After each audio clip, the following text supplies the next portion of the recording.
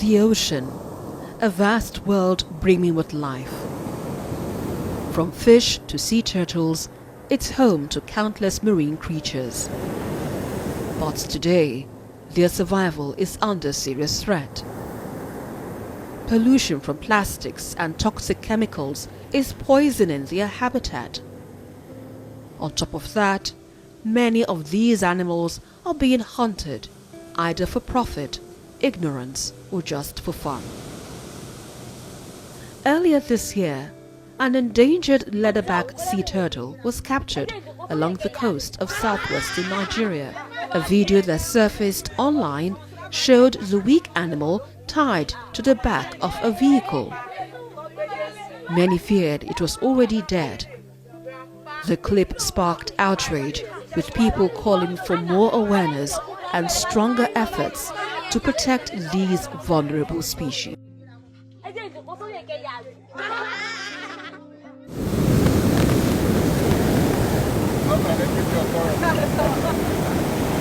In response, environmental advocate Lekan Bakare is stepping up.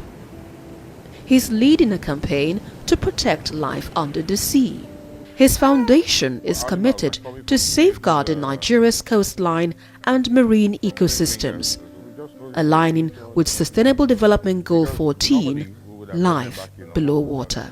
Because I grew up right in front of the ocean. I'm from Etiosa here, the Lagosian family, and we're, as a Lagosian, we're right, there's this saying in Lagos that we own the ocean, awala lukun, awala losa, so it's my heritage, is where I grew up from.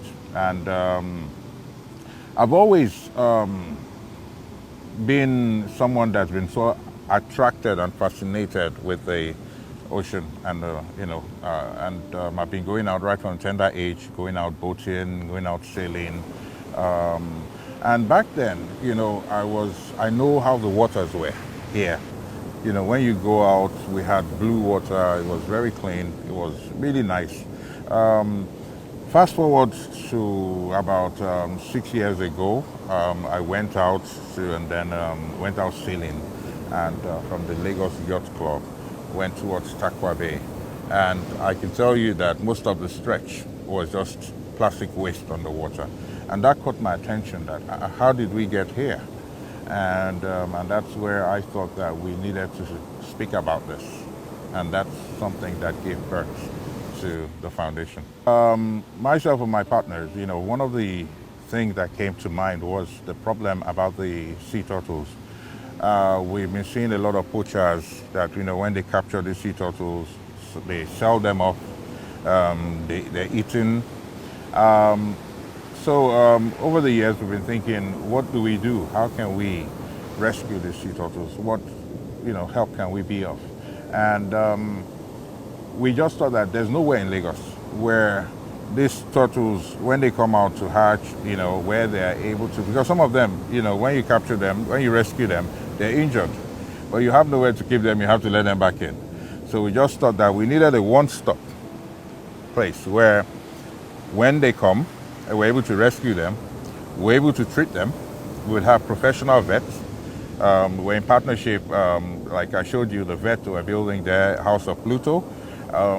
We're able to treat them, take care of them, nurture them. They're hatchling, we're able to give them an environment to grow. And once we see that they're fit to go back to their natural habitat, we let them back into the ocean. People, experts, it's not cheap at all. As part of this mission, his team is building a turtle sanctuary and marine life aquarium, a first of its kind in the region. Though still under construction, it's designed to be both a conservation hub and a tourist attraction, aimed at sparking curiosity and education. When you come here, you'll be able to see different species of birds, different kind of birds. We're also having a wildlife center in partnership with Green Fingers, Chiedu, where you're going to be seeing some exotic endangered species We have to, they're going to be there so that students can come, education. Some things you read about, you hear about, but you don't know they exist, or you don't know, you've never seen them before. You can come in here, you'd see them. We also have the aquarium there, where we're going to have fresh and saltwater fish, animals, which are, it's first of its kind. It's first of its kind. We'll be able to see, animal fishes that you've only seen on TV, but they're dominant. They're here in our own Atlantic Ocean here. You'll be able to see it firsthand here, and it's something that we're looking forward to. It's something that we're excited about. It's a whole lot of work going into this, but it's going to be a dream come true very, very soon. This is not old. This is maybe about 2 years old. So turtles, they live 100 years. Yeah. So these ones, we just help them here temporarily because... So far, Lekon and his team have rescued around 100 sea turtles. Once treated and rehabilitated, these turtles are released back into the ocean, helping to rebuild their fragile population. Now, it's not, we're not taking their environment, their natural habitats, and to cage them. No. Like I said, it's a one-stop, it's a sanctuary where we're able to, because we already know they're endangered, but we're able to give them a place where they can be safe, they can be taken care of, they can be healed, and then they can be led back into their natural habitat. So it's a temporary space. If you come here early in the morning sometimes, you find them up here. They come to lay their eggs. Some are injured, but, when you can't do anything about it, you just let it back in. But now, they won't go back without injury. They will go back injury-free. Their eggs would not just be stolen or taken away. Their eggs will be safe. They will hatch. We'll make sure they are good, and then we'll release them. And all these releases will be documented as well. Beyond rescue efforts, the foundation also engages directly with coastal communities.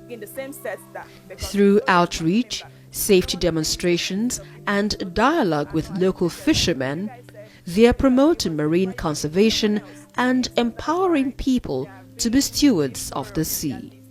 It's very difficult to tell a man what to eat or what not to eat or he shouldn't eat, but we have to let them see the other side of it.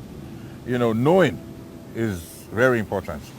If you know and then you decide to carry on, well, that's fine enough. Like, for example, there's some people that will tell you, we don't eat pigs because of A, B, and C. And there's some people that tell you, I know that pig does eat A, B, and C, but I'm still fine with it. But at least the message is there. And that's the same concept we want to get with this. We need to let them understand, the fishermen and fisherwomen in different communities, and to let them know that, you also need to let some time for these fishes, because by the time you keep catching them, what are you doing to preserve them? What are you doing to grow them? What are you doing? We have to find a way to pass this message with regards to overfishing in every community in Nigeria. But the first step is to go there and start talking to them, where we're going to talk to the kids about, life below water, not just in the Atlantic, but in their lagoons there, in their rivers. We're also going to speak to fishermen in these communities, the fishing communities there. We want to know what their challenges are. We want to see where we can help. We want to see how we can donate some little gears to them, like fishing nets. We want to see if they're having problems of ghost netting there. We want to know the kind of species of fish they catch there. We want to let them understand that, if you catch like turtles, they're endangered species, please don't eat them. Please let them back into their natural habitat. We want to pass this message all across the country. Together, they are proving that with education, passion, and action, it's possible to protect the ocean and the countless lives that depend on it.